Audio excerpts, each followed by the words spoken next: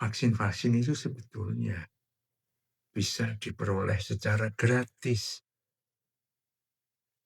dengan bantuan pemerintah.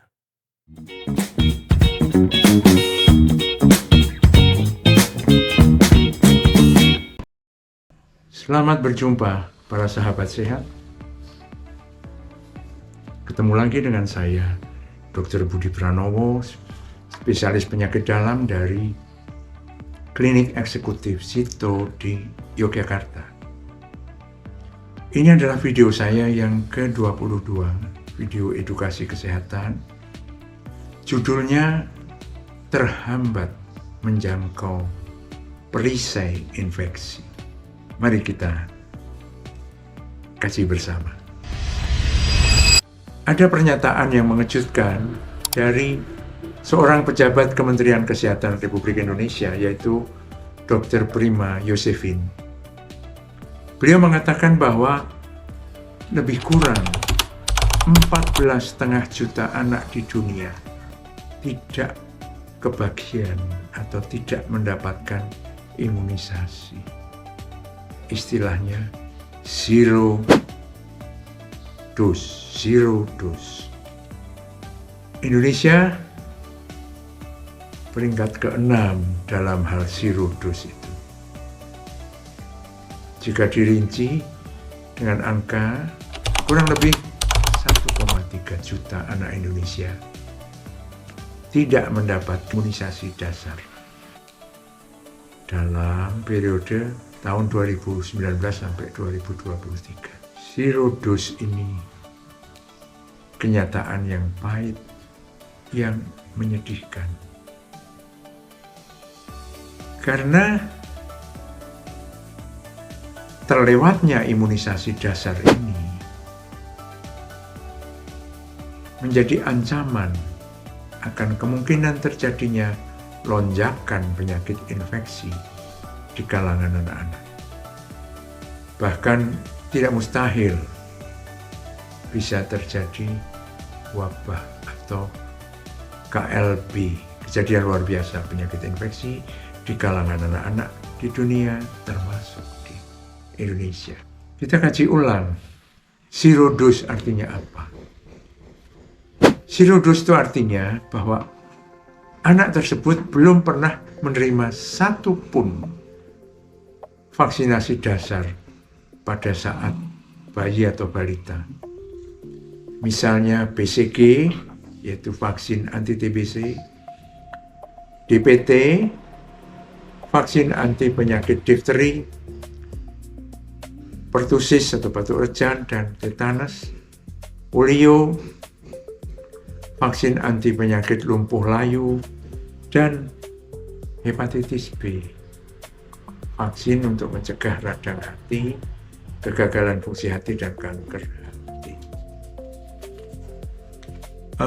Dalam keadaan zero dose tersebut, karena tidak mendapat vaksinasi, sang anak lalu tidak mampu membentuk zat perlindungan atau zat imun atau zat kebal terhadap infeksi-infeksi tersebut di dalam tubuhnya. Maka bisa berbahaya. Karena yang pertama, sang anak berisiko untuk tertular penyakit infeksi yang seharusnya dapat dicegah dengan vaksin. Yang kedua, kalau sang anak terkena, bisa menular kepada kakak, adik, dan teman-temannya, juga anggota-anggota keluarga serumah.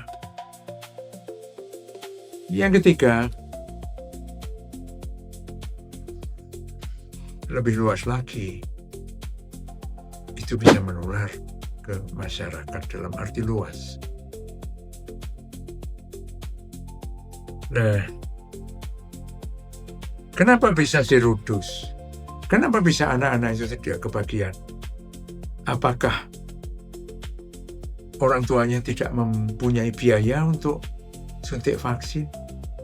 Disinilah tragisnya. Disinilah kisah sedihnya. Bukan tidak ada biaya, karena vaksin-vaksin itu sebetulnya bisa diperoleh secara gratis dengan bantuan pemerintah. Kalau di Indonesia ya melalui Kementerian Kesehatan Republik Indonesia. Di negara lain ya melalui Kementerian Kesehatan setempat. Dapat diperoleh gratis di Posyandu, singkatannya Pos Pelayanan Terpadu ya. Mungkin tetangga kita ada yang jadi lokasi Posyandu. 2, PKD, Pos Kesehatan Desa. 3, Puskesmas, Pusat Kesehatan Masyarakat, maupun Pustu, Pusat Kesehatan Masyarakat Pembantu. Di klinik-klinik juga bisa diperoleh secara gratis. Saya kira di rumah sakit juga ya. Ada 7 jenis vaksin yang bisa diperoleh secara gratis melalui Kementerian Kesehatan Republik Indonesia. Yaitu yang pertama, vaksin hepatitis B untuk mencegah radang hati, gagal fungsi hati, kanker hati. Kedua, BCG untuk mencegah penyakit TBC. 3, polio untuk mencegah penyakit lumpuh layu. 4, DPT untuk mencegah penyakit difteri, pertusis, atau batuk rejan dan tetanus. Kelima, HIV untuk mencegah radang paru atau pneumonia. 6, MR untuk mencegah infeksi campak dan virus rubella. 7, PCV untuk mencegah infeksi paru-paru atau pneumonia. Semua vaksin tersebut dapat diperoleh gratis, sahabat sehat, di Posyandu, Puskesmas, Puskesmas. Jadi jangan ada lagi keraguan tentang biaya yang harus dikeluarkan. Yang lalu bagaimana itu bisa terlewat? Penyebab pertama, COVID, pandemi COVID. Orang jadi takut membawa anak ke puskesmas, ke posyandu, ke rumah sakit, karena takut tertular COVID. Keluar rumah saja takut. Maka jadwal imunisasi terlewat. Yang kedua adalah takut akan suntikan double, suntikan ganda. Karena agar jadwalnya itu tercakup, beberapa vaksin memang diberikan double. Maka orang tua bisa takut, anak saya kok disuntik 2 kali. Ya, itu sudah ada penelitiannya bahwa itu aman. Tapi ya orang tua kadang-kadang masih keberatan ya. Kalau keberatan sebetulnya kan bisa dicari alternatif lain. Yang vaksin A bisa hari ini, vaksin B besok pagi dan sebagainya. Yang penting anaknya tetap dapat memperoleh imunisasi yang dibutuhkan sesuai usianya. Tantangan berikutnya adalah hoax.